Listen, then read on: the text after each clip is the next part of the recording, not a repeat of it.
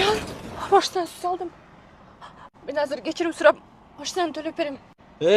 Не кыласың кечирим сурап? Токто, мен турганда. Мен өзүм сүйлөшүп коем. Любой проблеманы чечип коем. Братан. Кечирим сурайм. Девушкам байкабастан машинаңыздын артынан келип сүзүп алды. Мен просто төлөп берем. Мен машинамды ОСАГО кылгам. Автостраховка кылгам, байке. Азыр келет, Авраком келет, аварийный комиссар келип, милициямен келип, баардыгын карайт, детальдарды карайт, канча сомдук расход болгонун баардыгын сизге төлөп берет, байке. Кечирим сурайм,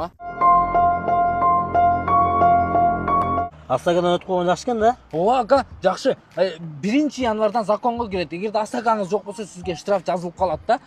Эгерде ОСАГОңуз болсо, Кудай сактасын, көчөдө кетип атып, бизге окшоп бирөөнүн артынан деп өбүп алсаңыз, сиз төлөбөйсүз. Ошол компания тиги машинаны төлөп коет.